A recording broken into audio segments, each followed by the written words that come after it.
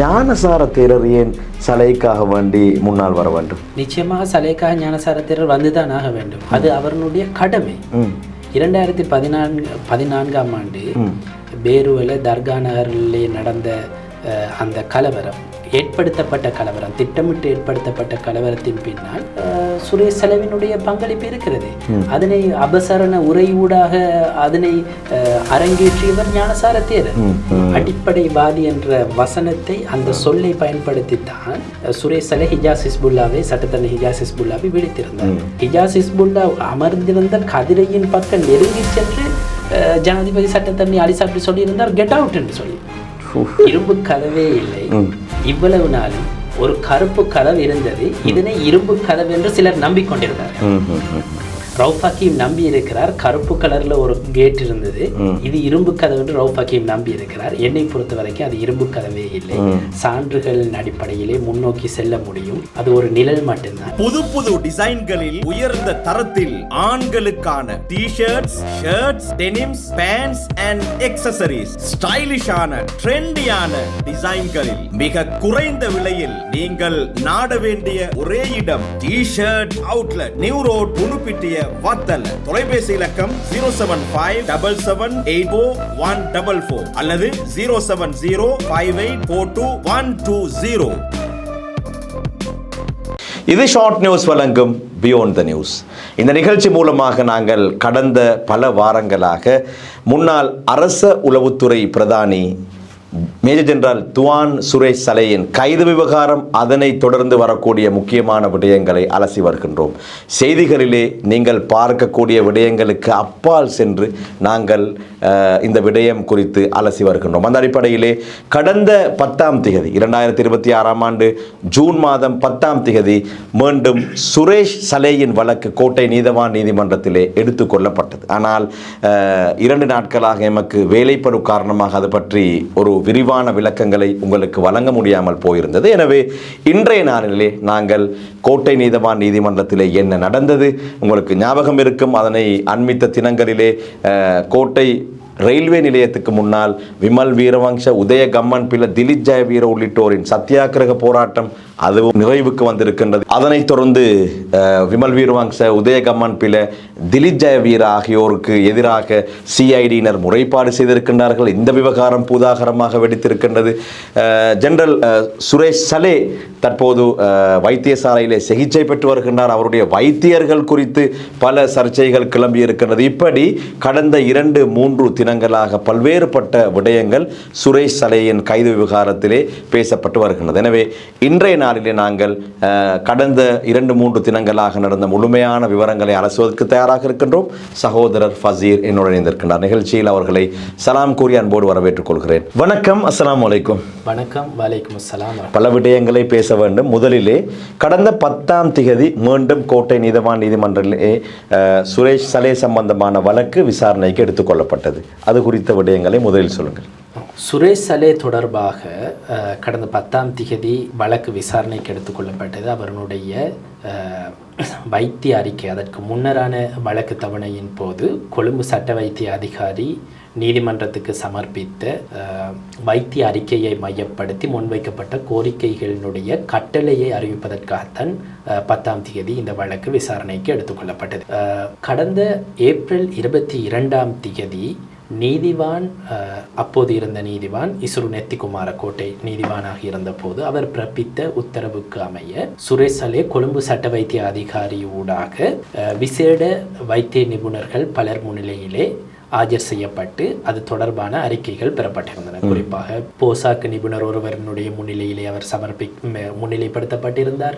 மனநல வைத்திய நிபுணர் ஒருவர் முன்னிலைப்படுத்தப்பட்டிருந்தார். அதே போன்று கண் வைத்தியர் ஒருவர் முன்னிலைப்படுத்தப்பட்டிருந்தார். இவர்களுடைய அறிக்கையை பெற்றுக்கொண்டு கொழும்பு சட்ட வைத்திய அதிகாரி தனது அறிக்கையை நீதிமன்றத்துக்கு அனுப்பியிருந்தார். இந்த அறிக்கையை மையப்படுத்தி சுரேஷ் சலவினுடைய சட்டத்தரணி, ஜனாதிபதி சட்டத்தரணி ஷவீந்திர பிரணாந்து நீதிமன்றத்திலே சில கோரிக்கைகளை முன்வைத்திருந்தார். அதாவது சுரேஷ் சலே மானசீக ரீதியாக சித்திரவதைக்கு உள்ளாக்கப்பட்டிருக்கிறார். எனவே அது தொடர்பில் பயங்கரவாத தடை சட்டத்தின் 9வது அத்தியாயத்தின் கீழ் இருக்கக்கூடிய உப பிரிவுகளின் அடிப்படையாக கொண்டு சில கட்டளைகளை பிறப்பிக்க வேண்டும். அதாவது சுரேஷ் சலே தடுத்து வைக்கப்பட்டிருக்கக்கூடிய இடத்தை மாற்ற வேண்டும், அவருக்கு சிகிச்சை அளிப்பதற்கு நீதிவான் உத்தரவிட வேண்டும், சித்திரவதை தொடர்பாக விசாரணை நடத்துவதற்கு போலீஸ் மாதிபருக்கு உத்தரவிட வேண்டும் போன்ற கோரிக்கைகளை முன்வைத்திருந்தார். ஆனால் அப்போது குற்றப்புலனாய்வு திணைக்களத்தினருக்காக அல்லது முறைப்பாட்டாளர் தரப்புக்காக ஆஜராகின்ற மேலதிக சொலிசிட்டர் ஜெனரல் திலீப பீரிஸ் அவ்வாறு முன்வைக்கப்பட்ட அந்த மருத்துவ அறிக்கையை முற்றாக நிராகரிப்பதாக கூறி விசேட மருத்துவ குழு ஒன்றினை அமைத்து சுரேஷ் சலேவினுடைய நிலைமை தொடர்பாக பரிசீலனை செய்யுங்கள் அல்லது பரிசோதனை செய்யுங்கள், அதன் பின்னர் ஒரு பொருத்தமான கட்டளையை ஆக்க வேண்டும் என்ற கோரிக்கையை முன்வைத்திருந்தார். இந்த 2 தரப்பும் முன்வைத்த கோரிக்கைகளை மையப்படுத்தி நீதிவான் தனது கட்டளையை அறிவிப்பதற்காகத்தான் 10ஆம் தேதி நீதிமன்றத்திலே இந்த வழக்கு விசாரணைக்கு எடுத்துக்கொள்ளப்பட்டிருந்தது. இவ்வாறு வழக்கு விசாரணைக்கு எடுத்துக்கொள்ளப்பட்ட போது கோட்டை நீதிவான் பசன் அமரசேன தனது கட்டளையை திறந்த நீதிமன்றத்திலே அறிவித்திருந்தார். 17 பக்கங்களை கொண்ட ஒரு கட்டளை அது. அந்த கட்டளையில் முக்கியமான விடயங்களை நான் பகிர்ந்து கொள்கின்றேன். முக்கியமான விடயம் என்னவென்றால், சுரேஷ் சலேவினுடைய சட்டத்தரணி ஜனாதிபதி சட்டத்தரணி ஷவீந்திர பிரணாந்து நீதிமன்றத்திலே முன்வைத்த கோரிக்கையின் போது பிரதானமாக சுட்டிக்காட்டியிருந்த ஒரு விடயம் என்னவென்றால், பயங்கரவாத தடை சட்டம் 1979ஆம் ஆண்டின் 48ஆம் இலக்க பயங்கரவாத தடை சட்டம். இந்த தடை சட்டத்துக்கு 2022ஆம் ஆண்டு 12ஆம் இலக்க சட்டம் ஊடாக சில திருத்தங்கள் கொண்டு வரப்பட்டிருக்கின்றன. இந்த திருத்தங்களிலே ஒரு விடயம்தான், இந்த திருத்தங்களிலே இருக்கக்கூடிய ஒரு சாதகமான விடயம் அல்லது ஒரு நல்ல விடயம் என்னவென்று சொன்னார். அதாவது நீங்கள் கடந்த நிகழ்ச்சியிலே சொன்ன விடயம், இது ஒரு பயங்கரமான சட்டம், ஆனால் அண்மையிலே சில முக்கியமான திருத்தங்கள் செய்யப்பட்டிருக்கின்றன என்ற விடயம். அந்த திருத்தங்களிலே 9(3) இந்த பிரிவின் கீழ் முக்கியமாக சில விடயங்கள் முன்வைக்கப்பட்டிருக்கின்றன. அதாவது பயங்கரவாத தடை சட்டத்தின் கீழ் தடுப்பு காவலின் கீழ் ஒரு சந்தேக நபர் தடுத்து வைக்கப்பட்டிருக்கின்ற பொழுது 1 மாதத்துக்கு ஒரு முறை நீதிவான் சென்று பார்வையிட வேண்டும். அவ்வாறு பார்வையிடுகின்ற பொழுது நீதிவானுக்கு அந்த கைதி அல்லது அந்த தடுப்பு காவலிலே இருக்கக்கூடிய நபர் சித்திரவதைக்கு உள்ளாகி இருக்கிறார் என்ற ஒரு எடுகோலை எடுக்க முடியுமாயின் அல்லது மேலோட்டமாக பார்க்கின்ற பொழுது இவரை சித்திரவதை செய்திருக்கிறார்கள் என்ற நிலைப்பாட்டுக்கு நீதிவான் வருவாராக இருந்தால், அல்லது அந்த கைதி நீதிவானிடம் சொல்கின்ற விடயங்களை மையப்படுத்தி நீதிவான் திருப்தி அடைவாராக இருந்தால், இவர் சித்திரவதைக்கு உள்ளாகி இருக்கக்கூடும் என்ற நிலைப்பாட்டுக்கு வருவாராக இருந்தால் நீதிவானுக்கு முடியும் சட்ட வைத்திய அதிகாரி முன்னிலையிலே அந்த கைதியை, அந்த தடுப்பு காவலில் இருக்கக்கூடிய நபரை முன்னிலைப்படுத்தி ஒரு அறிக்கையை சமர்ப்பிக்க உத்தரவிட முடியும். அவ்வாறு ஒரு அறிக்கை சமர்ப்பிக்கப்பட்டால் அந்த அறிக்கையை மையப்படுத்தித்தான் பயங்கரவாத தடை சட்டத்திலே 2022ஆம் ஆண்டு 12ஆம் இலக்க சட்டம் ஊடாக கொண்டு வரப்பட்ட திருத்தத்தின் அடிப்படையிலே தடுப்பு காவல் இடத்தை மாற்றுவது, சிகிச்சைக்காக உத்தரவிடுவது, பொருத்தமான இடம் சிகிச்சை இடத்தை அளிப்பது, சித்திரவதை தொடர்பாக விசாரணை செய்ய போலீஸ் மாதிபருக்கு உத்தரவிடுவது போன்ற கட்டளைகளை ஆக்க முடியும். ஷவீந்திர பிரணாந்து ஜனாதிபதி சட்டத்தரணியினுடைய வாதமாக இருந்தது என்னவென்றால், மார்ச் 27ஆம் தேதி அப்போது நீதிவானாக இருந்த இசுரு நெத்திகுமார சலேவை சென்று பார்வையிட்டிருக்கிறார். அவ்வாறு பார்வையிட்ட பின்னர் ஏப்ரல் 22ஆம் தேதி தான் நீதிவான் சட்ட வைத்திய அதிகாரி முன்னிலையிலே சலேவை முன்னிலைப்படுத்துவதற்கான உத்தரவை பிறப்பிக்கின்றார். சலேவினுடைய சட்டத்தரணி ஷவீந்திர பிரணாந்துவினுடைய வாதம் என்னவாக இருந்தது என்றால், பயங்கரவாத தடை சட்டத்தினுடைய 9(3) பிரிவின் கீழ் விடுக்கப்பட்ட உத்தரவின் அடிப்படையில் தான் ஏப்ரல் 22ஆம் தேதி நீதிவான் சட்ட வைத்திய அதிகாரி முன்னிலையிலே சலேவை ஆஜர் செய்வதற்கான உத்தரவை பிறப்பித்திருக்கிறார். எனவே அதனை எவ்வாறு பார்க்க வேண்டும் என்றால், நீதிவான் சென்று பார்த்துவிட்டு சலே சித்திரவதைக்கு உள்ளாகி இருக்கிறார் என நீதிவான் திருப்தி அடைந்த பின்னர் அவர் விடுத்த உத்தரவாகத்தான் அந்த உத்தரவை கொள்ள வேண்டும் என்ற வாதத்தை முன்வைத்திருந்தார்கள். நீதிவான், தற்போதைய நீதிவான் பசன் அமரசேன இந்த வாதத்தை முற்றாக நிராகரித்திருக்கிறார். அதாவது மார்ச் 27ஆம் தேதி சலேவை பார்வையிடுவதற்கு பசன் அமரசேன நீதிவான் சென்றது உண்மைதான். அவர் அவருடைய பதிவை ஏற்றிருக்கிறார். அவர் அந்த பதிவிலே மிக தெளிவாக எழுதியிருக்கிறார். சலேயோடு அவர் நீதிவான் உரையாடி இருக்கிறார். அப்போது நீதிவான் சலேவிடம் கேட்கின்றார், உங்களுக்கு வேறு ஏதாவது சொல்ல வேண்டி இருக்கிறதா? அப்போது சலே சொல்கிறார், விசாரணை அதிகாரிகள் தன்னோடு மிகச் சிறப்பாக நடந்து கொள்கிறார்கள், அது தனக்கு பெரும் மாறுதலாக இருக்கிறது என்ற விடயத்தை அவர் பதிவு செய்திருக்கிறார். டீச்சர்ஸ் மாதிரி நல்ல பிரின்சிபல் தான் சார் இல்லை. அவர்கள் மிக நல்ல முறையிலே நடந்து கொள்கிறார்கள், எனவே அது தனக்கு பெரும் ஆறுதலாக இருப்பதாக அவர் குறிப்பிட்டிருக்கிறார். அப்படியானால் நீதிவான் எழுதியிருக்கின்ற அடிப்படையில், அவருடைய நோட்டின் அடிப்படையை வைத்து குறிப்புகளை அடிப்படையாக வைத்து பார்க்கின்ற பொழுது சலே சித்திரவதைக்கு உள்ளாகினார் என நம்புவதற்கான எந்த முகாந்திரமும் அங்கே இல்லை. அப்படியானால் ஏப்ரல் 22ஆம் தேதி எதனை அடிப்படையாக கொண்டு நீதிவான் சலேவை சட்ட வைத்திய அதிகாரி முன்னிலையில் ஆஜர் செய்ய உத்தரவிட்டார்? அதற்கும் பதில் இருக்கிறது. அதாவது ஏப்ரல் 22ஆம் தேதி சலே தொடர்பிலான வழக்கு கோட்டை நீதிவான் நீதிமன்றத்திலே வந்தபோது சலே சார்பாக அன்று நீதிமன்றத்திலே ஆஜராகிய சட்டத்தரணி அசித் சிறிவர்தன எழுத்து மூலம் ஒரு சமர்ப்பணத்தை முன்வைக்கிறார். அந்த சமர்ப்பணத்திலே பிரதானமாக 5 கோரிக்கைகள் இருந்தன. அதிலே ஒரு கோரிக்கை ஷானியா அபிஷேகரவை மாற்ற வேண்டும் போன்ற கோரிக்கைகளும் இருந்தன. இந்த விசாரணை குழுவிலிருந்து மாற்ற வேண்டும் போன்ற கோரிக்கைகள். அதிலே பிரதான கோரிக்கைகள் ஒன்று தான் நாங்கள் அதன் பிறகு செய்த நிகழ்ச்சியிலே அது தொடர்பாக நான் பேசியிருந்தேன். ஒன்றுதான் இந்த போசாக்கு நிபுணர் ஒருவர் முன்னிலையிலே ஆஜர் செய்ய வேண்டும், மனநல வைத்தியர் ஒருவர் முன்னிலையிலே ஆஜர் செய்ய வேண்டும், ஐ ஸ்பெஷலிஸ்ட் கண் வைத்தியர் ஒருவர் முன்னிலையில் ஆஜர் செய்து அறிக்கை பெற வேண்டும் போன்ற கோரிக்கைகள்.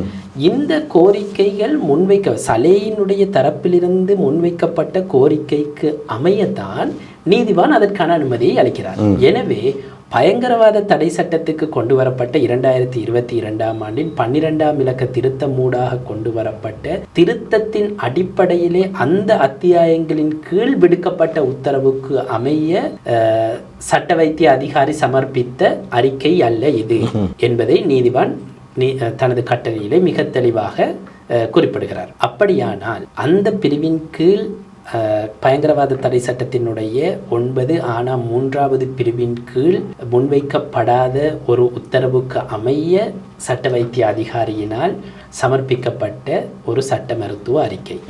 இந்த அறிக்கையிலே எங்கும் நீதிவான் மிக தெளிவாக இந்த கட்டளையிலே 17 பக்கங்களை கொண்ட இந்த கட்டளையிலே குறிப்பிடுகிறார், சுரேஷ் சலே சித்திரவதை செய்யப்பட்டதாக நீதிமன்றம் திருப்தி அடைய முடியுமான அல்லது நம்ப முடியுமான எந்த விடயங்களும் நீதிமன்றம் முன்னிலையிலே இதுவரை முன்வைக்கப்படவில்லை.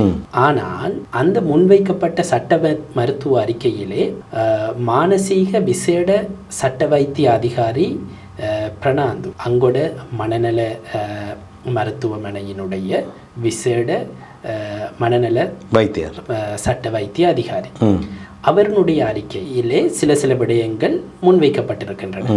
ஆனால் அந்த அறிக்கையிலே அந்த வைத்திய மானசீக வைத்திய நிபுணர் இறுதியாக குறிப்பிடுகிறார், இது தொடர்பாக சிறப்பு குழு ஒன்றை அமைத்து மேலதிகமாக இவரை பரீட்சிக்க வேண்டும் என்ற அந்த அறிக்கையிலும் ஒரு நோட்டுரையோடு தான் அவர் முடிக்கின்றார் அந்த அறிக்கையை.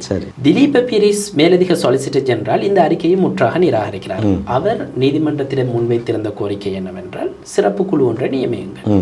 அதற்கு பாதிக்கப்பட்ட தரப்பினரும் எதிர்ப்பில்லை, சுரேஷ் சலேவினுடைய சட்டத்தரணிகளும் எதிர்ப்பு தெரிவிக்கவில்லை. எனவே முதலிலே நீதிவான் இந்த விடயங்களை ஆராய்கின்றார். நீதிவான் இந்த விடயங்களை ஆராய்ந்து சுரேஷ் சலேவுக்கும் நலவாக அமையும், எல்லோருக்கும் நலவாக அமையும் என்பதால் சிறப்பு 5 பேர் கொண்ட சிறப்பு மனநல மருத்துவ குழு ஒன்றை அமைத்து சுரேஷ் சலே மானசீக ரீதியாக சித்திரவதை செய்யப்பட்டாரா என்பதை உறுதி செய்து கொள்வதற்காக மேலதிக பரிசோதனையை முன்னெடுப்பதற்கு நீதிவான் தீர்மானிக்கின்றார்.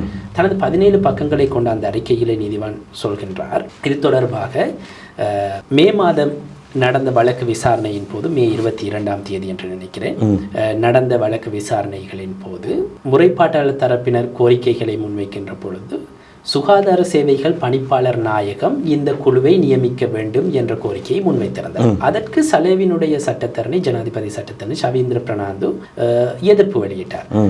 சுகாதார சேவைகள் பணிப்பாளர் நாயகம் ஒரு குழுவை நியமித்தால் அது அரசியல் ரீதியிலான ஒரு நியமனம் என்று அவர் குறிப்பிட்டிருந்தார். ஆனால் உண்மையிலே சுகாதார சேவைகள் பணிப்பாளர் நாயகம் என்ற பதவி அரசியல் நியமனம் அல்ல, அது ஒரு அரச அதிகாரிகள் நியமிக்கப்படுகின்ற அந்த காடரின் அடிப்படையில் வரக்கூடிய ஒரு நியமனம். ஆனாலும் சுரேஷ் சலேவினுடைய சட்டத்தரணிகள் அதை ஒரு அரசியல் நியமனமாக பார்த்துத்தான் விடயங்களை முன்வைத்திருந்தார். இதனை நீதிவான் தனது கட்டளையாக்குகின்ற பொழுது கருத்தில் கொண்டிருந்தார். சுகாதார சேவைகள் பணிப்பாளர் நாயகம் குழுவை நியமிப்பதற்கு சலேவினுடைய தரப்பு எதிர்ப்பு முன்வைத்திருக்கிறார்கள். எனவே நியாயம் என்ற அடிப்படையிலே 2 தரப்பினரும் முன்வைத்த கோரிக்கைகளின் அடிப்படையில் 5 பேர் கொண்ட விசேட மனநல மருத்துவ அதிகாரிகள் கொண்ட குழுவை நீதிமன்றம் நியமிக்க தீர்மானித்திருக்கிறது.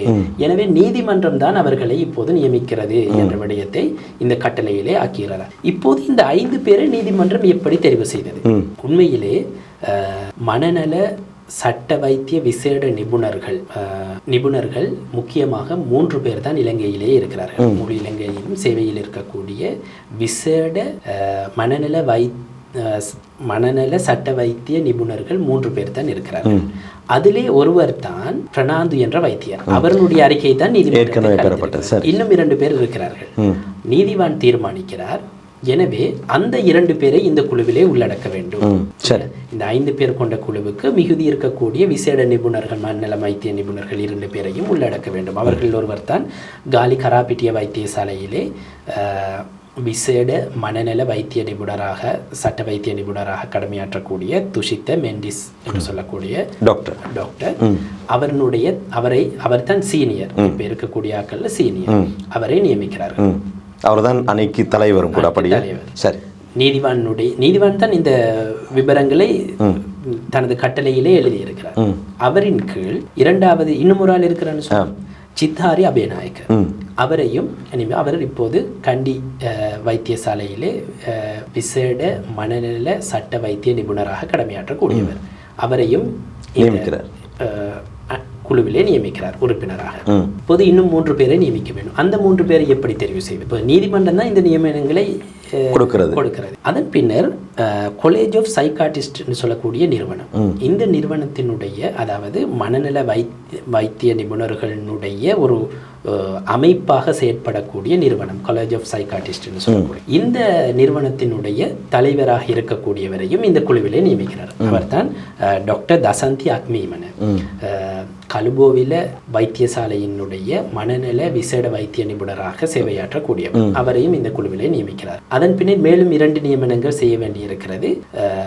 2 பேராசிரியர்களை நியமிக்க நீதிவான் தீர்மானிக்கிறார். ஒருவர் ஸ்ரீ ஜெயவர்தனபுர பல்கலைக்கழகத்தின் பேராசிரியராக மனநல வைத்தியம் தொடர்பாக பேராசிரியர், மற்றவர் சப்ரகமுவ பல்கலைக்கழகத்தினுடைய மனநலம் சார்ந்த பேராசிரியர். இந்த 2 பேரையும் இந்த குழுவிலே நியமிக்க தீர்மானிக்கிறார்கள். அதன்படி ஸ்ரீ ஜெயவர்தனபுர பல்கலைக்கழகத்தினுடைய பேராசிரியர்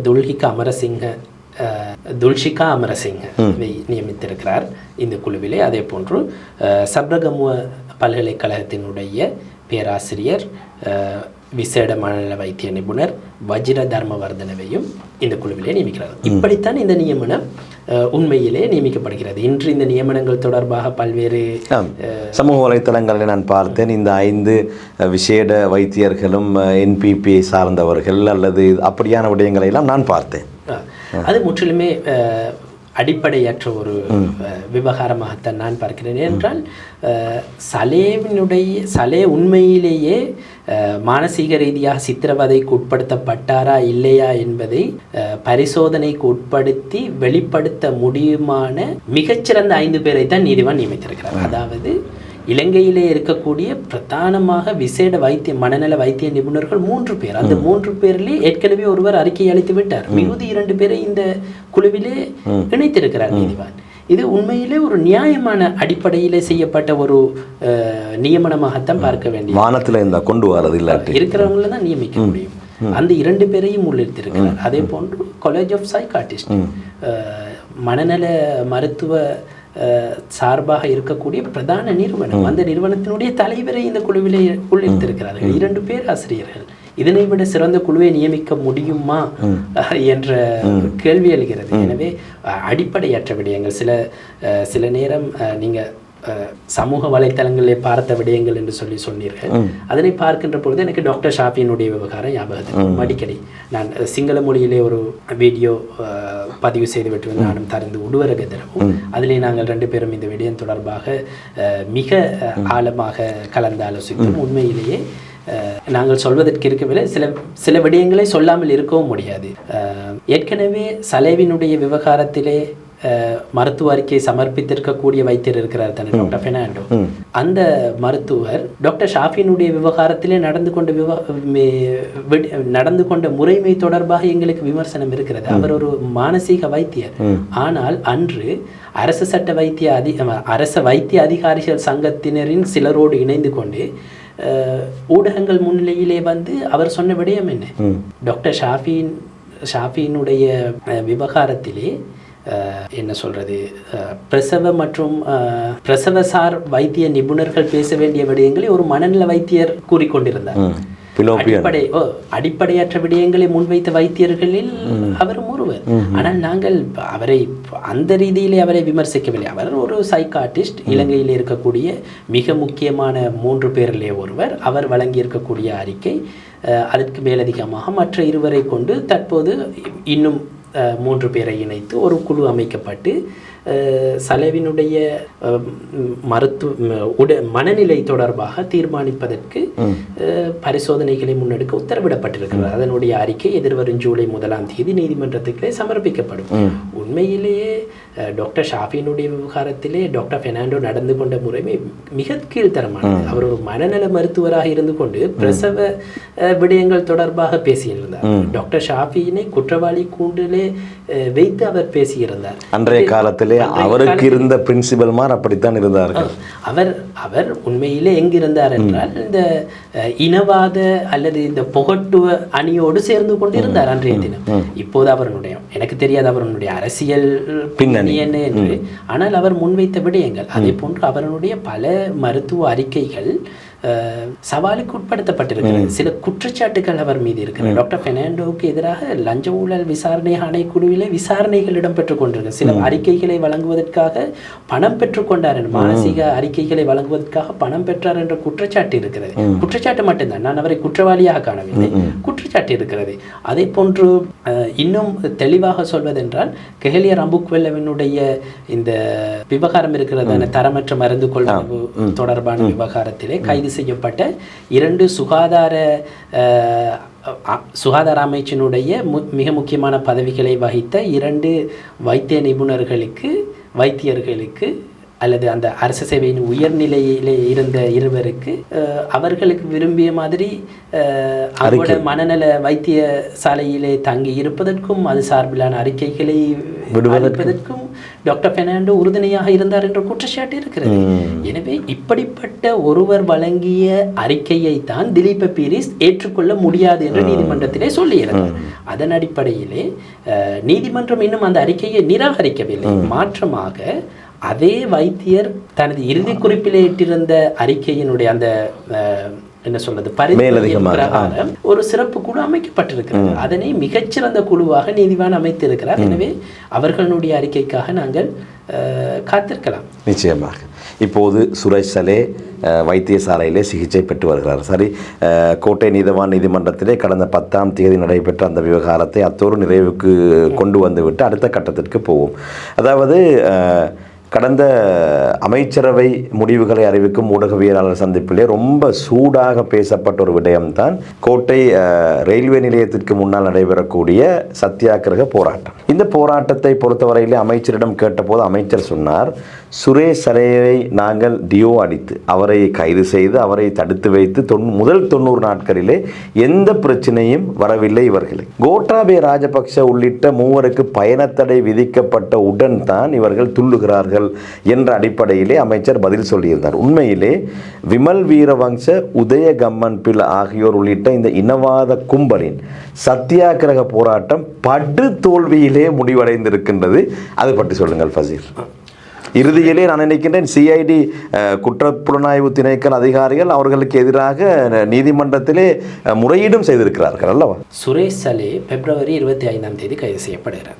கைது செய்யப்பட்டதன் பின்னர் 1979ஆம் ஆண்டு 48ஆம் இலக்க பயங்கரவாத தடை சட்டத்தின் என்னுடைய ஞாபகம் சரியாக இருந்தால் 9(1) பிரிவின் கீழ் ஒருவரை தடுத்து வைத்து விசாரிப்பதற்காக பாதுகாப்பு அமைச்சரிடமிருந்து பெற்றுக்கொள்கின்ற தடுப்பு காவல் உத்தரவை குற்றப்புலனாய்வு திணைக்களம் பெற்று அவரை தடுத்து வைத்திருந்தார்கள். இந்த ஒரு தடுப்பு காவல் உத்தரவு என்பது ஒரு 90 நாள் காலப்பகுதிக்குரியது. அந்த காலப்பகுதி நிறைவடைகின்ற பொழுது மீண்டும் பாதுகாப்பு அமைச்சரிடம், அதாவது ரினியூ பண்ணிக்கொள்ள வேண்டும். ஜனாதிபதி பாதுகாப்பு அமைச்சர் என்ற ரீதியிலே ஜனாதிபதி அந்த சைன் பண்ணுவார். அவனுடைய கையெழுத்தின் பிரகாரம் மீண்டும் 2வது முறையாக இன்னும் ஒரு 90 நாள் அவரை தடுப்பு காவலில் வைத்திருப்பதற்கான அனுமதி பெறப்பட்டிருக்கிறது. MOD/LEG/PTA/21/2026 என்பது தான் இப்போது சுரேஷ் சலே தடுத்து வைக்கப்பட்டிருக்கக்கூடிய தடுப்பு காவல் உத்தரவினுடைய ரிசிப்ட். அப்போ இந்த 2வது டிஓ அடிக்கப்பட்டதன் பின்னால், இல்லாது 2வது தடுப்பு காவல் உத்தரவு பெறப்பட்டதன் பின்னால் இந்த விடயங்கள் மிக காரசாரமாக பேசப்பட்டு வருகின்றன.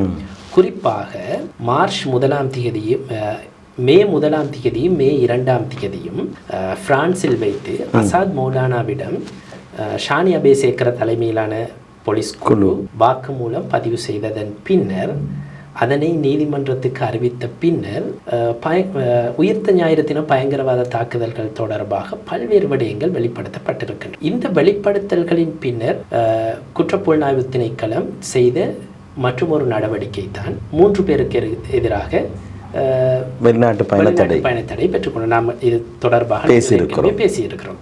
அதன் பின்னர் தான் உக்கிர நிலையை இது அடைந்திருக்கிறது. அதன் பின்னர் என்ன செய்திருக்கிறார் சுரேஷ் சலே, தனக்கு ஒழுங்கான சாப்பாடு கிடைப்பதில்லை, தன்னை நிர்வாணப்படுத்தி, நாங்கள் முற்றுமுழுதாக அப்படியே சொல்லிவிடவும் முடியாது.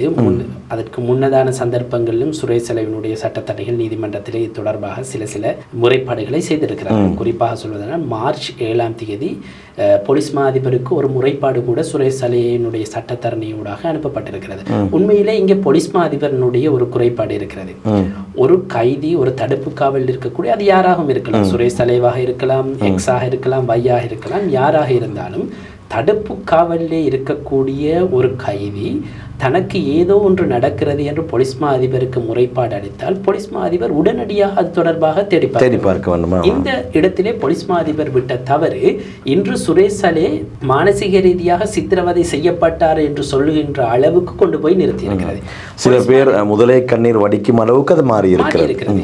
போலீஸ் மா அதிபர் முதலிலேயே தலையீடு செய்து அது தொடர்பாக விசாரணை செய்து உண்மையா பொய்யா என்பதை அறிவித்திருந்தால் இந்த பிரச்சனை வந்திருக்காது. மார்ச் 7ஆம் தேதி போலீஸ் மா அதிபருக்கு அளிக்கப்பட்ட முறைப்பாட்டின் அடிப்படையில் எந்த நடவடிக்கையும் முன்னெடுக்கப்படவில்லை. அதனால் தான் சுரேஷ் சலேவினுடைய சட்டத்தரணிகள் நீதிவானிடம் எழுத்து மூலமாக விடயங்களை முன்வைத்து அவரை மானசீக சட்ட வைத்திய அதிகாரியிடம் முன்வைக்கின்ற அளவுக்கு நடவடிக்கைகளை முன்னெடுத்திருந்தார். அதன் அடிப்படையிலே பார்க்கின்ற பொழுது சுரேஷ் சலேவை காப்பாற்றுவதற்காகவா அல்லது வேறு யாருடைய தேவைக்காகவோ என்று எனக்கு தெளிவாக சொல்ல முடியாது. குளிப்பதாக சொல்லி இருக்கிறார். பார்ப்பவர்களுக்கு தெரியும் யாருடைய தேவைக்காக இந்த சத்தியாகிரக போராட்டங்கள் நடத்தப்பட்டன என்று. குறிப்பாக பாருங்கள், சுரேஷ் சலே தொடர்பாக 5 பேர் கொண்ட மனநல சட்ட வைத்திய நிபுணர்கள் ஊடாக தீர்மானம் எடுக்க வேண்டும் என்ற உத்தரவு நீதிமன்றத்தினால் பிறப்பிக்கப்பட்ட பின்னர் இந்த சத்தியாகிரக போராட்டம் நிறுத்தப்பட்டிருக்கிறது. அதன் பின்னர் உதய கம்மன் பில போன்றவர்கள் ஊடகங்கள் முன்னிலையிலே நாங்கள் இதனை முற்றுப்புள்ளி வைக்கவில்லை, ஒரு கமாதான் போட்டிருக்கிறோம், தேவை ஏற்பட்டால் மீண்டும் வருவோம் என்றெல்லாம் சொல்லிக் கொண்டிருக்கிறார்கள். அதிலே சாதனை செஞ்சிட்டாங்க. அதற்கு பல்வேறு காரணங்கள் இருக்கலாம். ஆனால் எனக்கு தெரிந்த அளவிலே மறுநாள் கட்டுவாப்பிட்டிய தேவாலயத்தில் இருந்து பாதிக்கப்பட்டவர்கள் ஊர்வலமாக இந்த இடத்தில் ஒரு பெரும் தொகை வரப்போகிறார்கள் என்ற ஒரு தகவல் பரவலாக இருந்தது. நான் நினைக்கிறேன் அந்த தகவலுக்கு பயந்து தான் இவர்கள் உடனடியாக மூட்டை முடிச்சுக்கள் எல்லாம் கட்டினார்களோ தெரியாது. சட்டத்தரணி அமில நேற்றைய நாளில் மிக தெளிவாக அது பற்றி ஊடகங்களுக்கு சொல்லியிருந்தார். உண்மையிலே நாங்கள் அந்த குழுவோடு வரும் போது இவர்கள் இருந்திருந்தால் அவர்களுடைய உடலுக்கு ரொம்ப ஆரோக்கியமற்ற தன்மை ஏற்பட்டிருக்கும் என்ற அடிப்படையிலே சட்டத்தரணி அமீர் பேசியிருந்தார். இருக்கலாம், அது எதுவென்றால் நடந்திருக்கலாம். ஏனென்றால் பாதிக்கப்பட்டவர்களுடைய மனநிலை, அவர்களுடைய உணர்வுகள், இது உணர்வுபூர்வமான ஒரு பிரச்சனை. எனவே அவர்கள் அந்த நேரத்தில் எவ்வாறு நடந்து கொள்வார்கள் என யாராலும் கணிக்க முடியாது. அவர்களுடைய அந்த மனநிலையில் இருக்கக்கூடிய ஒருவர் எவ்வாறு நடந்து கொள்வார் என்பது யாரும் கணிக்க முடியாது. எனவே அது எப்படி வேண்டாலும் நடந்திருக்கலாம். முக்கியமாக என்னவென்றால், இப்போது சுரேஷ் சலே கொழும்பு தேசிய வைத்தியசாலையிலே 14வது வார்டிலே சிகிச்சை பெற்றுக் கொண்டிருக்கிறார். சேலைன் எல்லாம் ஏற்றிருக்கிறாங்க. கலட்டு வீச ஒன்றும் இல்லை, இல்லை அதெல்லாம் எடுக்கிறாரு. சாப்பாடு தண்ணி அதெல்லாம் இல்லை. சேலையினுடைய உதவியோடு அவர் ஆரோக்கியமாக இருக்கிறார் இப்போது. ஆனால் தொடர்ச்சியாக அவருடைய சட்டத்தரணி மாற்றி அங்கேயும் இங்கேயும் குத்தும் போது சித்திரவதை செய்கிறார் என்று சொல்வாரோ தெரியவில்லை. சுரேஷ் சலேவினுடைய சட்டத்தரணி அசித் சிறிவர்தனவோடு நான் இது தொடர்பாக பேசிய போது அவரும் உறுதி செய்தார், உடல்நிலை மிக மோசமான அளவிலே இல்லை, அவர் தேறியிருக்கிறார். ஆனால் தொடர்ச்சியாக உணவை பயிற்சிக்கிறார். சட்டத்தரணிகளும் சொல்லியிருக்கிறார்கள் இதனை செய்ய வேண்டாம் என்று. அவர் கேட்பதாக இல்லை. அவர் சொல்லியிருக்கிறார், ஷானி அபேசேகரவை மாற்றும் வரையிலே தான் உணவு உட்கொள்ளப் போவதில்லை. விசாரணை குழுவில் இருந்து ஷானி அபேசேகரவை மாற்றும் வரையிலே தான் உணவு உட்கொள்ளப் போவதில்லை என்று தன்னிடம் தெரிவித்ததாக சட்டத்தரணி அசித் சிறிவர்தன அவரிடம் இந்த விடயங்களை கேட்டபோது தெரிவித்தார். எது எவ்வாறாயினும் இவர்களுடைய ஒரே நோக்கமாக இருக்கிறது, விசாரணை அதிகாரியாக இருக்கக்கூடிய அல்லது இந்த விசாரணைகளை மேற்பார்வை செய்யக்கூடிய குற்றப்புலனாய்வு திணைக்களத்தினுடைய பணிப்பாளர் சிரேஷ்ட போலீஸ் அத்தியட்சர் ஷானி அபேசேகரவை அந்த குழுவில் இருந்து வெளியேற்ற வேண்டும். அவ்வாறு வெளியேற்றினால் இவருக்கு எல்லாம் சோமாய்விடும். அதுதான் அவருக்கு இருக்கக்கூடிய, அவர் சொல்லக்கூடிய மருந்து. அரசாங்கம் மிக தெளிவாக இருக்கிறது, ஷானி அபேசேகரவை மாற்றுவது இல்லை என்பதில் மிக தெளிவாக இருக்கிறது. கண்டிப்பாக அவர் இருக்க வேண்டும். உயிர்த்த ஞாயிறு தின தாக்குதல்கள் தொடர்பாக அல்லது அந்த தாக்குதல்கள் நடந்த உடனே இது தொடர்பாக விசாரணைகளை ஆரம்பித்த பிரதான விசாரணை அதிகாரி அவர். அவர்களுடைய கீழ்தான் விசாரணைகள் நடந்தன. அவர் கைது செய்த நபர்களுக்கு எதிராகத்தான் இன்று வழக்குகளும் தொடுக்கப்பட்டிருக்கின்றன. குறிப்பாக பின்னர் கோட்டாபய ராஜபக்ஷ வந்ததன் பின்னால் கைது செய்யப்பட்டவர்களுக்கு எதிராக சரியாக ஒரு வழக்கை தொடுக்க முடியவில்லை. ஏன்? அவர்கள் எல்லாம் அரசியல் ரீதியாக பழிவாங்கப்பட்டு கைது செய்யப்பட்டவர்கள். குறிப்பாக ரிஷாட் பதியுதீனை எடுத்துக்கொள்ளுங்கள். இப்போது சான்றுகள் வெளிப்படுகின்றன. பாதுகாப்பு குழு கூட்டத்திலே வைத்து எடுக்கப்பட்ட முடிவுகள் உத்தரவுகளுக்கு அமைய அவர் கைது செய்யப்பட்டார். அதனால் தான் அவர்களுக்கு எதிராக ஒரு வழக்கை முன்கொண்டு செல்ல முடியாத நிலையிலே அவர்கள் தள்ளப்பட்டார்கள். அஹ்னாஃப் ஜசீம் அவருக்கு எதிராக வழக்கு தொடுக்கப்பட்டாலும் நியாயமான சந்தேகத்துக்கு அப்பால் சென்று அதனை நிரூபிக்க முடியவில்லை. எனவே அவர் விடுதலை செய்யப்பட்டார் நீதிமன்றத்தினால். ஒன்றுமே இல்லாத மஹியங்கன் அப்பாவி மசாஹி மதாத்தா, இப்படி நிறைய விடயங்கள் இருக்கின்றன. எனவே சலேவினுடைய கைதினால் பயப்படக்கூடிய சிலர் இருக்கிறார்கள். குறிப்பாக தற்போது வெளிநாட்டு பயண தடை விதிக்கப்பட்டவர்களாக இருக்கலாம், எதிர்காலத்திலே ஜனாதிபதியாக இருக்கிற தடைகளுக்கு உள்ளாகக்கூடியவர்களாக இருக்கலாம். இவர்கள் பயப்படலாம், நிச்சயமாக பயப்பட வேண்டும். சரி, அடுத்ததாக நாங்கள் இந்த சத்தியாகிரக போராட்டத்திலே அவர்களுக்கு உதவியாக சென்றவர்களை பார்க்கும் போது நாமல் ராஜபக்ஷ போயிருந்தார், அதே போன்று சாமர சம்பத் போயிருந்தார், பலர் அங்கே போயிருந்தார்கள். ஆனால் உதயகம்மன் பிளவின் அந்த நூல் வெளியீட்டுக்கு சென்ற சஜித் பிரேமதாச போகவில்லை. சஜித் பிரேமதாச அணியினர் அவர்கள் தேர்தல் காலத்திலே குறிப்பிட்ட விடயங்களாக இருக்கலாம் அல்லது உயிர்த்த ஞாயிறு தின தாக்குதல்கள் தொடர்பாக சஜித் அணியிலே இருக்கக்கூடிய முஜிபுர் ரஹ்மான் போன்றவர்கள் தொடர்ச்சியாக பொதுவெளியிலே தெரிவிக்கின்ற விடயங்களாக இருக்கலாம். இந்த விடயங்களை வைத்து பார்க்கின்ற பொழுது அவர்களால் நிச்சயமாக அந்த அணியோடு சேர்த்து ஒன்றாக சேர்ந்து உட்கார முடியாது. அவ்வாறு அவர்கள் போய் உட்கார்ந்திருந்தால் அவர்கள் வெளியில் பேசுவதெல்லாம் பொய் என்பது பொதுமக்களுக்கு தெரிந்துவிடும். எனவே அவர்களால் நிச்சயமாக அங்கு சென்று இருக்க முடியாது.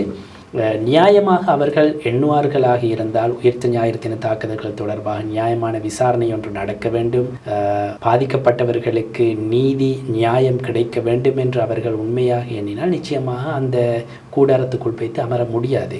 சஜித் பிரேமதாச போகாததற்கான காரணம் எனக்கு தெரியாது. ஆனால் உண்மையாக அவர் அவ்வாறு எண்ணினால் அவரால் போய் அந்த இடத்திலே உட்கார முடியாது. நல்ல மாட்டுக்கு ஒரு சூடு என்பார்கள், எனவே சூடுபட்டிருப்பார். அடுத்ததாக இந்த சத்தியாகிரக போராட்டத்திலே ரொம்ப ஆச்சரியமான ஒரு விடயம், ஞானசார தேரர் கூறிய கருத்துக்கள். ஞானசார தேரர் அங்கே அந்த கூடாரத்துக்குள் சொன்ன விடயம் ஒன்று இருக்கின்றது. அதே போல் நான் நினைக்கின்றேன் மகாநாயக்க தேரர்களை சந்தித்ததற்கு பின்னர் பின்னால் அவர் சொன்ன ஒரு விடயம் எனக்கு சிரிப்பு வந்தது. அதாவது இந்த நாட்டிலே வாழக்கூடிய முஸ்லிம்களுக்கு நாங்கள் இரக்கம், ஆனால் இனவாதிகளுக்கு அந்தவாதிகளோடு தான் நாங்கள், அதாவது பயங்கரவாதிகள் தீவிரவாதிகளைத்தான் நாங்கள் எதிர்க்கிறோம். சுரேஷ் சலே ஒரு முஸ்லிம் நபர், அவருக்காக வேண்டி நாங்கள் முன்னிலை ஆனோம் என்பதை நினைக்கும் போது ரொம்பவே பெருமையாக இருக்கின்றது என்று சொல்லியிருந்தார். ஞானசார தேரர் ஏன் சலைக்காக வேண்டி முன்னால் வர வேண்டும்? நிச்சயமாக சலைக்காக ஞானசார தேரர் வந்துதான் ஆக வேண்டும். அது அவருடைய கடமை. 2014ஆம் ஆண்டு பேருவல தர்கா நகரிலே நடந்த அந்த கலவரம், ஏற்படுத்தப்பட்ட கலவரம், திட்டமிட்டு ஏற்படுத்தப்பட்ட கலவரத்தின் பின்னால் சுரேஷ் சலேவினுடைய பங்களிப்பு இருக்கிறது. அதனை அபசரண உரையூடாக அதனை அரங்கேற்றியவர் ஞானசார தேரர். எனவே ஞானசார சுரேஷ் சலே ஒரே அணியிலே இருக்கக்கூடியவர்கள். தனது அணியிலே இருக்கக்கூடிய சுரேஷ் சலே கைதான பின்னர் ஞானசார அவருக்காக பாடுபடத்தான் வேண்டும், அவருக்காக குரல் கொடுக்கத்தான். இதில் நான் ஆச்சரியப்படுவதற்கு எதுவும் இல்லை. முஸ்லிம் என்ற ரீதியிலோ முஸ்லிம் இல்லை என்ற ரீதியிலோ எந்த அடிப்படையிலும் ஞானசார தேரர் சுரேஷ் சலேவுக்காக ஆஜராகத்தான் வேண்டும். அது அவருடைய கடமை. எல்லோரும் ஒரே அணியில் இருந்து தான் இனவாதத்தை விதைத்தீர்கள், எல்லோரும் ஒரே அணியில் இருந்து தான் இந்த விடயங்களை எல்லாம் அரங்கேற்றினீர்கள். 2014ஆம் ஆண்டு தர்கா நகர் அந்த திட்டமிட்டு ஏற்படுத்தப்பட்ட கலவரத்தின் பின்னால் தெஹிவல பள்ளிவாசல்லே ஒரு கலந்துரையாடல் இருந்தது. முஸ்லிம் அமைப்புகள் முஸ்லிம் சமூக தலைவர்களோடு ஒரு சந்திப்பு இருந்தது. தெஹிவல முஹியுத்தீன் ஜும்மா பள்ளிவாயிலினுடைய அந்த மேல்தட்டு அந்த மண்டபத்தில், லேடிஸ் பிரேயர் ரூம் இருக்கக்கூடிய மண்டபத்திலே ஒரு கலந்துரையாடல் இருந்தது. அதில் ஹெட்டபில் இருந்தவர்கள் யார்? சுரேஷ் சலே, கபிலஹேந்த வித்தாரணை யாரு? சுரேஷ் சலேயினுடைய மேலதிகாரி அவர் இருந்தார். அலி சாப்ரி ஜனாதிபதி சட்டத்தரணி, ஹிஜாஸ் ஹிஸ்புல்லா இருந்தார், ஒரு மூலையில இருந்தாரு. எங்களுடைய சிரேஷ்ட ஊடகவியலாளர் NM இப்படி நிறைய சமூக ரீதியிலாக செயற்படக்கூடியவர்கள் அந்த கலந்துரையாடலே இருந்தார்கள். அப்போது சுரேஷ் சலே கேட்டார், நாங்கள் இப்போ என்ன செய்யணும்? இந்த கேள்விக்குத்தான் ஹிஜாஸ் ஹிஸ்புல்லாவுக்கு நியாயமான ஒரு கோபம் வந்தது. ஹிஜாஸ் ஹிஸ்புல்லா என்ன சொன்னாரு? எல்லாம் நடக்குது, ஆயுதத்தோட ஒரு குரூப் வந்து அடிக்கிறாங்க, எல்லாம் செய்யறாங்க, நீங்க இங்க வந்து எங்கள்கிட்ட கேட்குறீங்க என்ன செய்யணும்? என்ன செய்யணும்? நீங்க அவங்கள பிடிங்க, சட்டத்துக்கு முன்னில அவங்கள ஆஜர்படுத்துங்க, இதைத்தான் நீங்க செய்யணும். அப்போது களுத்துறை மாவட்ட பிரதி போலீஸ் மா அதிபராக இருந்த இந்திரன் அவனுடைய குறிப்பில் ஏற்றிருக்கிறார். அவர் கைது செய்கின்றார் 9 அல்லது 13 பேரை, அவர் 9 என்ற ஞாபகத்திலே நான் குறிப்பிடுகின்றேன், சிலரை கைது செய்கிறார். அவர்கள் அனைவரும் பாதுகாப்பு படைகளோடு தொடர்பு பட்டவர்கள். அவர்களை விடுவிக்க அழுத்தம் கொடுக்கப்படுகிறது அவருக்கு. இந்திரன் அவருடைய குறிப்பில் எடுக்கின்றார், நான் இவர்களை எல்லாம் கைது செய்தேன், இவர்கள் இந்த அழுத்தத்தின் காரணமாக விடுவிக்கப்பட்டார்கள் என்று அவர் குறிப்பிடுகிறார். அவருடைய அந்த போலீஸ் பதிவு புத்தகத்திலே குறிப்பை ஏற்றிருக்கிறார். அப்போது வைத்த கந்தான் ஹிஜாஸ் ஹிஸ்புல்லா மீது. அப்போது அந்த கூட்டத்திலே சுரேஷ் சலே ஹிஜாஸ் ஹிஸ்புல்லாவை எவ்வாறு வெளித்தரது? அடிப்படைவாதி என்ற வசனத்தை, அந்த சொல்லை பயன்படுத்தித்தான் சுரேஷ் சலே ஹிஜாஸ் ஹிஸ்புல்லாவை, சட்டத்தரணி ஹிஜாஸ் ஹிஸ்புல்லாவை வெளித்திருந்தார். அங்கு யாரு? ஹேந்த வித்தாரணை அவரும் இந்த விடயங்களோடு தொடர்பு பட்டார். மிக காரசாரமாக விமர்சித்திருந்தார். ஜனாதிபதி சட்டத்தரணி அலி சாப்ரி ஹிஜாஸ் ஹிஸ்புல்லாவை அந்த மண்டபத்திலிருந்து வெளியேறுமாறு கட்டளையிட்டார். வெளியேறுங்கள் என்று. ஹிஜாஸ் ஹிஸ்புல்லா அமர்ந்திருந்த கதிரையின் பக்கம் நெருங்கி சென்று ஜனாதிபதி சட்டத்தரணி அலி சாப்ரி சொல்லியிருந்தார், கெட் அவுட் என்று சொல்லி. இப்படியெல்லாம் நடந்திருது. இது பொதுவெளியிலே யாரும் இதையெல்லாம் பேசுவதாக இல்லை.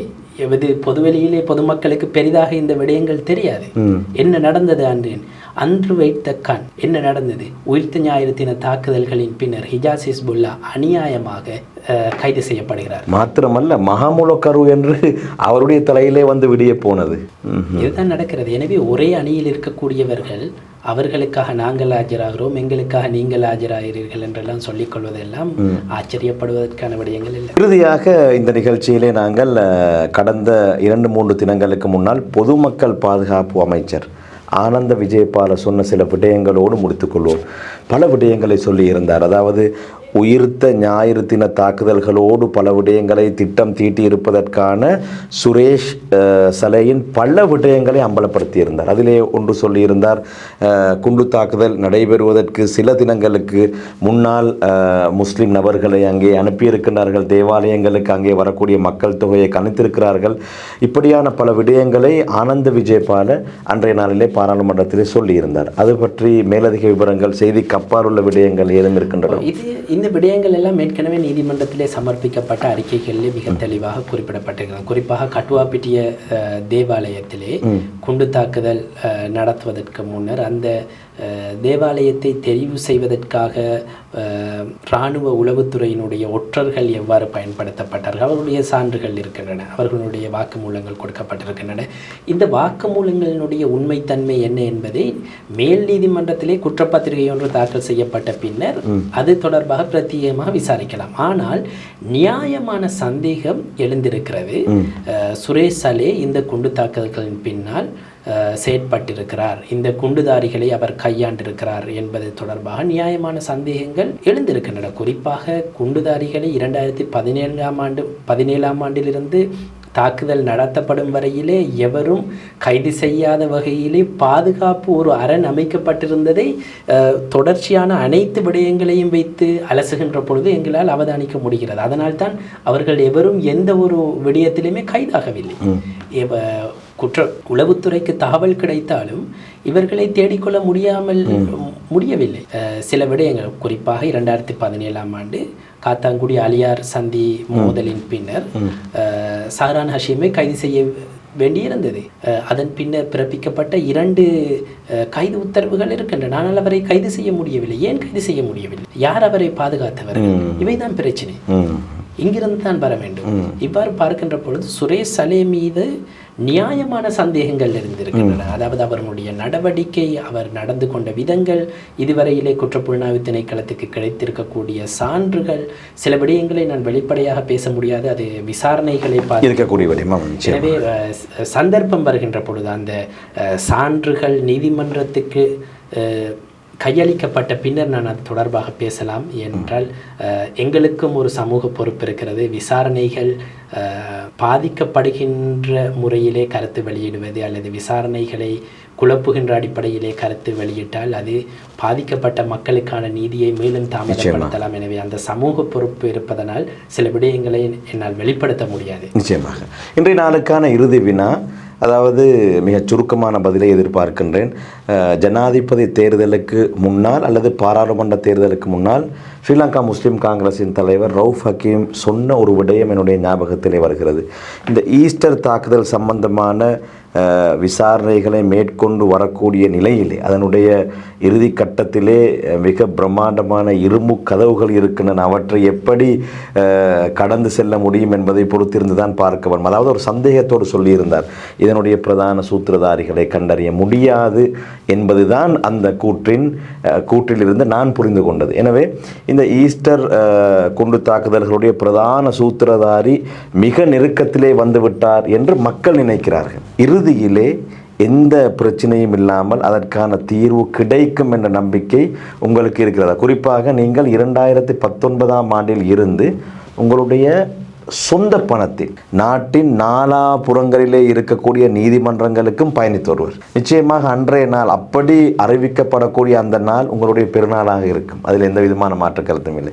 எனவே உங்களுக்கு அந்த நம்பிக்கை இருக்கின்றதா? முதலாவது கேள்வி. இரண்டாவது விடயம் ஃபசீர், இருவர் சண்டையிடுகிறார்கள். அந்த சண்டையிலே ஒருவர் மற்றவருக்கு மிக தீவிரமாக தாக்கி அவருடைய கழுத்தால் சுவற்றிலே அவரை சாய்த்து கழுத்தை நெரிக்கக்கூடிய நேரத்திலே அவரிடத்திலே இருந்து கௌரவமான அடிகளை எதிர்பார்க்க முடியாது. அவர் எப்படி நடப்பார், எங்கே அவருடைய அடி விழும் என்ற விடயங்கள், அங்கே எத்திக்கலை பார்க்க முடியாது.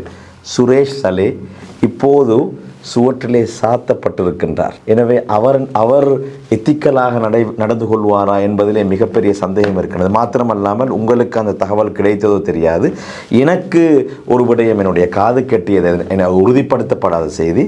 சுரேஷ் சலே தன்னுடைய ஒரு நெருங்கிய நண்பர் ஒரு சட்டத்தரணியிடம் தான் மரணித்தால் முஸ்லிம்களுடைய முறைப்படி தன்னை அடக்குமாறு வசியத்து செய்ததாகவும் அதற்கு அவர் சொல்லியிருக்கின்றார்.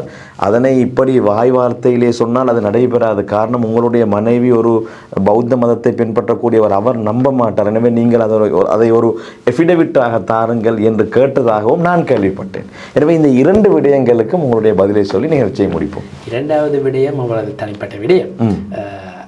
சுரேஷ் சலையை பொறுத்தவரையிலே அவர் மார்க்கத்தை ப்ராக்டிஸ் பண்ணுவதா, அதாவது பின்பற்றுவதா இல்லையா, அல்லது அவர் முஸ்லீமா இல்லையா, பல்வேறு இந்த சோஷியல் மீடியாவில் நிறைய கேள்வி கேட்பாங்க. அது அவருடைய பர்சனல் தானே. எனக்கிட்டே நிறைய பேர் கேட்பாங்க, சுரேஷ் சலே முஸ்லீமா என்ன இல்லையா எல்லாம். இதெல்லாம் அவருடைய தனிப்பட்ட விடயம். இந்த விடயங்கள் ஈஸ்டர்ன் பக்கத்தில் சுரேஷ் சாலி என்று எழுதுறாங்க. இந்த விடயங்களை பொறுத்தவரையிலே நான் பெரிதாக அந்த அலட்டிக்கொள்வதும் இல்லை, இன்ட்ரெஸ்டும் இல்லை. ஒருவருடைய குற்றவியல் பொறுப்பு என்பது அவருடைய சமூகம் சார்ந்தோ அல்லது அவரது அந்தஸ்து சார்ந்தோ அல்லது அவர் பேசுகின்ற மொழி சார்ந்தோ அல்லது அவரது நிறம் சார்ந்தோ அல்லது அவர் வைக்கின்ற பதவி சார்ந்தோ பார்க்கப்படக்கூடாது.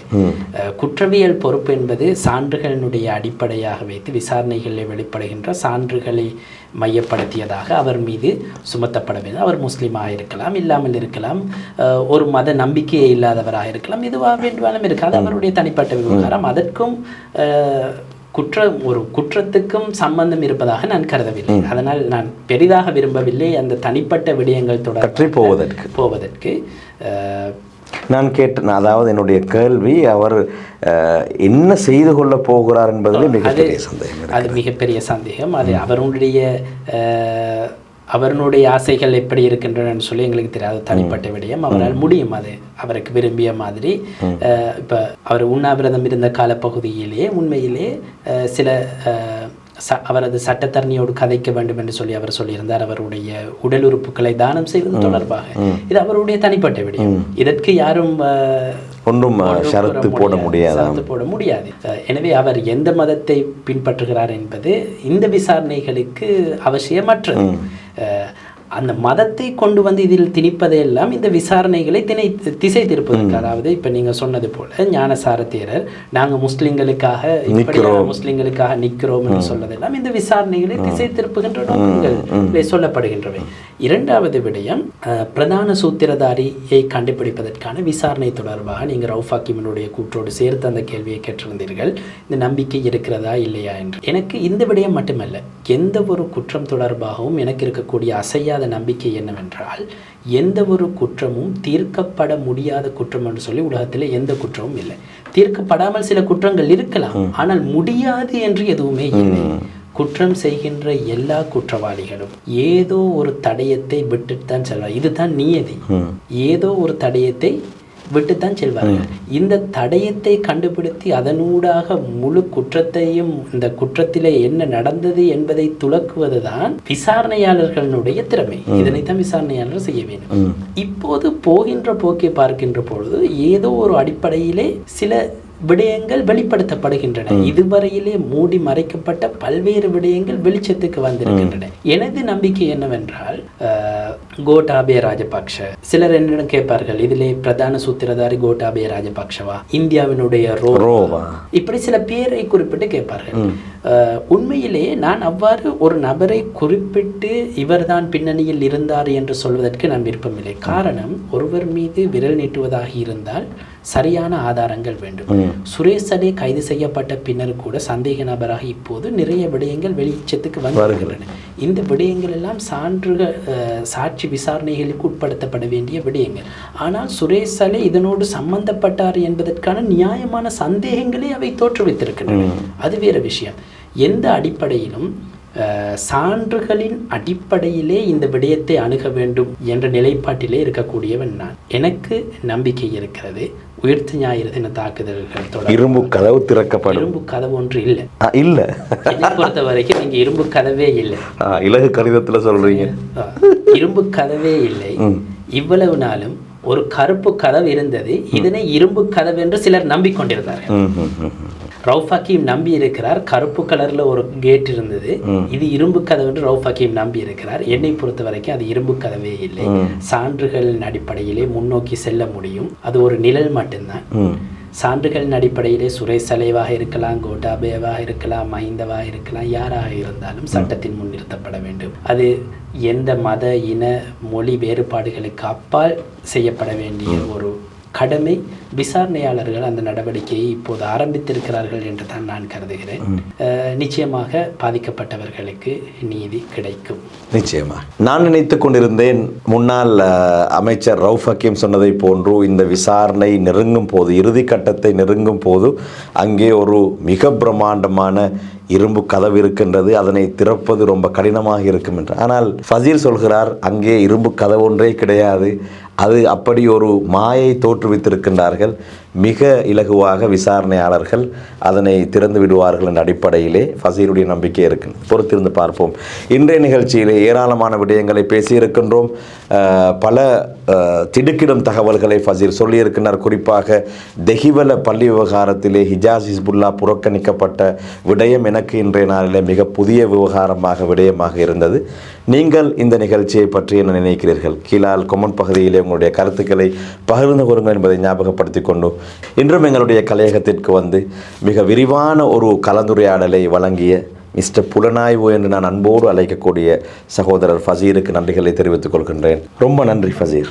இந்த அளவில் ஷார்ட் நியூஸ் வழங்கிய பியோண்ட் த நியூஸ் நிகழ்ச்சியில் இருந்து விடைபெற்றுக் கொள்கின்றேன். ஒளிப்பதிவாளர் ரில்மி ஃபலீலுக்கு நன்றிகளை கூறிக்கொண்டு இன்னும் ஒரு நிகழ்ச்சியிலே உங்கள் அனைவரையும் சந்திக்கும் வரை நன்றி. புது புது டிசைன்களில் உயர்ந்த தரத்தில் ஆண்களுக்கான T-shirts, shirts, denims, pants and accessories, ஸ்டைலிஷான ட்ரெண்டியான டிசைன்களில் மிக குறைந்த விலையில் நீங்கள் நாட வேண்டிய ஒரே இடம் T-shirt outlet, new road, Hunupitiya, Wattala. தொலைபேசி இலக்கம் 07577844144 அல்லது 07058422120.